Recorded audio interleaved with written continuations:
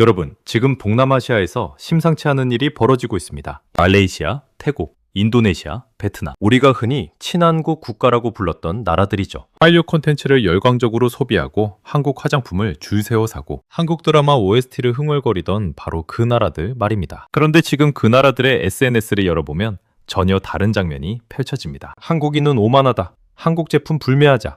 K-팝은 좋지만 한국인은 싫다. 이런 문장들이 수십만 개의 좋아요를 받으며 퍼져나가고 있어요. 어떻게 이런 일이 생긴 걸까요?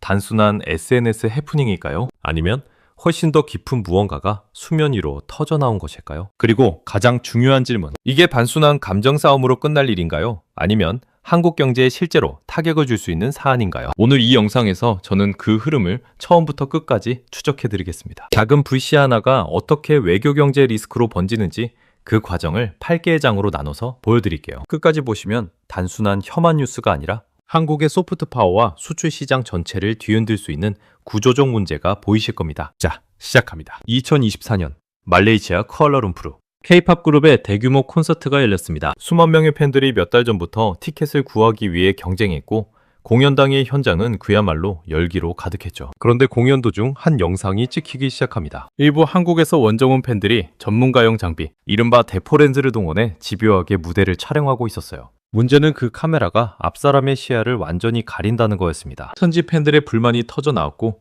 제지 과정에서 언쟁이 벌어졌습니다. 누군가 그 장면을 찍어 SNS에 올렸어요. 처음에는 그냥 관람 에티켓 문제였습니다. 촬영 좀 자제해주세요 수준의 이야기였죠. 그런데 댓글이 달리기 시작하면서 분위기가 달라집니다. 이게 한국 팬들의 전형적인 태도다. 자기들만 좋으면 그만이라고 생각한다는 식의 발언이 현지 누리꾼들 사이에서 급속도로 퍼졌습니다. 단순한 콘서트 민원이 한국인의 비매너라는 국가 단위의 낙인으로 바뀌는데 채 48시간이 걸리지 않았어요. K-팝이 만들어낸 한국에 대한 호감. 그 호감이 얼마나 얇은 유리 위에 서 있는지 이 사건은 처음으로 균열을 보여줬습니다. 그런데 이게 끝이 아니었습니다. 불씨는 이제 막 피어오른 참이었거든요. 다음 장면이 훨씬 더 충격적입니다. 콘서트 영상이 퍼지자 양쪽 커뮤니티가 들끓기 시작했습니다. 동남아 누리꾼들은 역시 한국인들은 예의가 없다. 한국 문화는 좋아하지만 한국인은 다르다는 반응을 쏟아냈습니다. 한국 커뮤니티도 가만히 있지 않았어요. 과민 반응이다.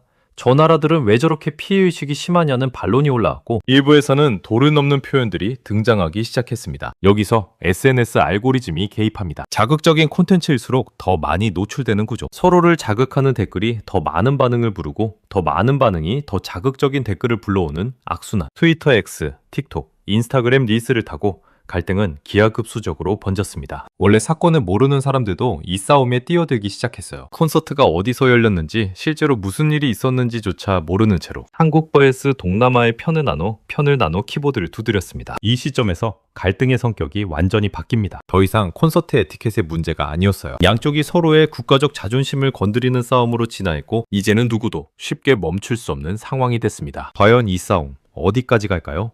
이 막에서 여러분은 이 갈등이 훨씬 더 오래되고 깊은 상처와 맞닿아 있다는 걸 보게 되실 겁니다. SNS 싸움은 3일째로 접어들면서 완전히 다른 국면으로 넘어갑니다. 처음에는 관람 태도 문제였고 그 다음은 비매너 논쟁이었는데 이제는 어느 나라가 더 못났냐는 전면전으로 번진 겁니다. 한국 일부 누리꾼들이 먼저 선을 넘었습니다. 동남아 국가들의 경제 수준을 조롱하고 외모를 비하하는 게시물들이 올라오기 시작했어요. 우리가 원조해줬더니 대려 큰 소리라는 식의 경제적 우월감을 드러내는 발언들도 등장했습니다. 동남아 누리꾼들의 반격은 예상외의 방향에서 왔습니다. 그들은 경제력으로 맞서지 않았어요. 대신 한국의 사회적 민낯을 꺼내들었습니다. OECD 최고 수준의 자살률, 세계적으로 유명한 성형 의존도, 극심한 외모 지상주의, 학력 차별 문화, 이 모든 것들이 영어와 현지어로 정리된 게시물로 빠르게 확산됐습니다. 핵심은 이겁니다. 한국이 경제력으로 공격했을 때 상대방은 그 경제력을 위해 너희가 치르고 있는 대가를 들이밀었어요. 그것이 훨씬 더 아프게 꽂혔습니다. 이 구도 어디서 많이 보지 않으셨나요?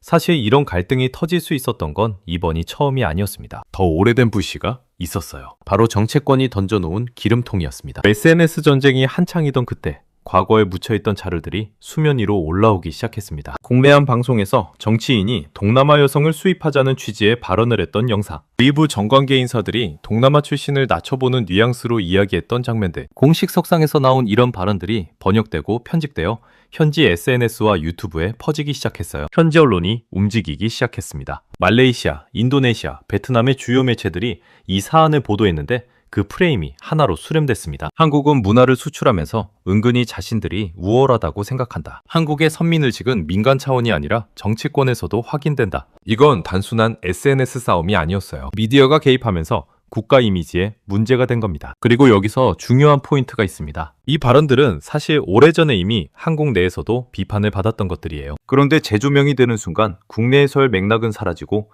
이것이 한국의 민낯이라는 해석만 남습니다. 그런데 이 불에 기름을 부은 사건이 하나 더 있었습니다. 단어 하나가 외교 문제로 번진 이른바 패가망신 논란입니다. 한국의 고위 정치인이 캄보디아 현지에서 발언한 내용이 문제가 됐습니다. 해외 원정 도박을 하다 패가망신하지 말라는 취지의 발언이었는데 이 발언이 현지 언론을 통해 보도되는 과정에서 맥락이 증반했습니다. 캄보디아 일부 매체에서는 이를 한국 고위 인사가 캄보디아를 도박 타락의 나라로 지칭했다는 식으로 해석해 보도했어요. 현지 여론이 들끓었습니다. 캄보디아 SNS에서는 한국은 자기 나라 사람들이 여기서 도박이나 하러 온다고 생각하냐? 우리를 어떻게 보는 거냐?는 반응이 폭발했어요. 외교부가 진화에 나섰지만 이미 퍼진 불을 끄기에는 역부족이었습니다. 이 사건이 중요한 이유는 두 가지입니다. 첫째, 이제 갈등이 민간 감정 싸움을 넘어 외교적 마찰의 영역으로 진입했다는 것. 둘째, 한국에서는 당연한 표현이 해외에서는 전혀 다른 의미로 읽힐 수 있다는 것. 즉, 언어와 문화 감수성의 문제가 국가 이미지에 직결된다는 걸 보여줬습니다. 자, 여기서 잠깐 멈춰보겠습니다. 이 모든 갈등들,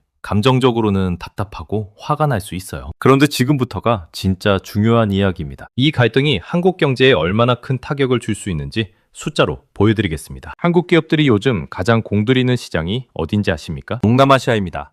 중국과의 관계가 사드 사태 이후 삐걱거리고 미중 갈등 속에서 중국 시장의 불확실성이 높아지자 한국 기업들은 동남아를 포스트 차이나 전략의 핵심 축으로 삼았습니다. 베트남, 인도네시아, 말레이시아, 태국, 필리핀 이 5개국만 합쳐도 인구 6억 명이 넘고 중산층이 빠르게 성장하는 거대한 소비 시장입니다. 실제로 수치를 보면 실감이 납니다. 한국의 대동남아 수출 규모는 연간 1,000억 달러를 넘어섰고 K-팝, K-드라마, K-뷰티가 이끄는 한류 콘텐츠 산업은 이 지역에서 프리미엄 브랜드 이미지를 구축하는 결정적 역할을 해왔습니다. 그런데 여기서 핵심 질문이 나옵니다. 탄한령 깽간냉을 기억하십니까? 2017년 중국이 사드 배치에 반발하며 한국 문화 콘텐츠와 기업을 압박한 사건이죠. 그 결과 한국 화장품, 식품, 관광, 연예 산업이 수조 원의 피해를 입었습니다. 그런데 그건 정부가 주도한 주제였어요. 지금 동남아에서 벌어지고 있는 건 다릅니다. 정부가 시킨 게 아니라 소비자들이 스스로 한국 제품 안 쓰겠다고 결정하는 민간 주도의 불매운동 가능성이 커지고 있어요. 정부 규제는 협상으로 풀 수 있지만 민심은 그렇지 않습니다. 그렇다면 실제로 한국 브랜드에 어떤 일이 생길까요? 다음 장에서 그 메커니즘을 설명해 드리겠습니다. 한류가 왜 강력했는지 아십니까? 단순히 콘텐츠가 좋아서가 아닙니다. 한류는 한국 세련되고 멋지고 현대적인 나라라는 이미지를 만들어냈고 그 이미지가 한국 제품 전체에 프리미엄을 부여했어요. 같은 품질이라도 한국산이라는 이유만으로 더 비싸게 팔리고 더 선호되는 구조. 이걸 경제학 용어로 소프트 파워 프리미엄이라고 부릅니다. 그런데 이 프리미엄은 조건이 하나 있습니다. 호감이 유지될 때만 작동한다는 거예요. 지금 동남아에서 퍼지고 있는 프레임을 보십시오. 한국은 오만하다. 한국인은 우리를 하대한다. 한류는 좋지만 한국이라는 나라는 싫다. 이 프레임이 굳어지는 순간 어떤 일이 벌어질까요? K-뷰티 제품을 사던 소비자가 내가 왜 저 나라 제품을 사줘야 하지? 라고 생각하기 시작합니다. 한국 드라마를 보던 시청자가 이거 보면서 한국 광고 봐주는 게 배 아프다고 느끼기 시작해요. 한국 여행을 꿈꾸던 사람이 목적지를 일본이나 대만으로 바꾸기 시작합니다. 이게 시작되면 되돌리기가 매우 어렵습니다. 브랜드 이미지는 올리는데 10년이 걸리고 무너지는데 6개월이면 충분하거든요. 그리고 지금 우리가 보고 있는 속도는 솔직히 말해서 너무 빠릅니다. 그러면 우리는 어떻게 해야 할까요? 마지막 장에서 해답을 제시해 드리겠습니다. 자, 지금까지 하나의 콘서트 사건이 어떻게 외교 경제 리스크로 번지는지를 8개의 장면으로 추적해 드렸습니다. 정리해 보겠습니다. 이 모든 사태의 뿌리에는 하나의 착각이 있었습니다. 우리가 문화를 줬으니 우리가 갑이다 라는 착각입니다. 하지만 문화산업은 그런 식으로 작동하지 않아요. 팬은 소비자이지 시혜의 대상이 아닙니다. 팬이 이 문화가 좋아해서 이 나라 사람들도 좋아로 넘어가야 비로소 지속 가능한 소프트 파워가 됩니다. 지금 한국에게 필요한 건 세 가지입니다. 첫 번째, 문화적 감수성 교육. 한국인이 해외에서 어떻게 인식되는지, 어떤 행동이 어떻게 읽히는지를 콘텐츠 기업, 관광업계, 소비자 모두가 알아야 합니다. 두 번째, 정치권의 언어 관리. 공식 석상의 한마디가 어떻게 번역되고 소비되는지에 대한 인식이 필요합니다. 세 번째, 상호적 문화 존중. 한류를 수출하면서 동남아 문화를 어떻게 대우하는지 그 균형을 맞춰야 합니다. 동남아는 한국의 시장이기 전에 각자의 역사와 자존심을 가진 독립된 문화권입니다. 정제적 우월감을 내려놓고 진짜 의미의 교류를 시작할 때 비로소 한류는 유통기한을 연장할 수 있습니다. 그리고 그것이 결국 가장 영리한 비즈니스 전략이라는 것, 이번 사태가 뼈아프게 가르쳐주고 있습니다. 오늘 영상이 도움이 되셨다면 이 내용을 주변에 공유해주세요. 감정적인 혐한 논쟁 대신 구조를 보는 시각이 필요한 시점입니다. 다음 영상에서 뵙겠습니다.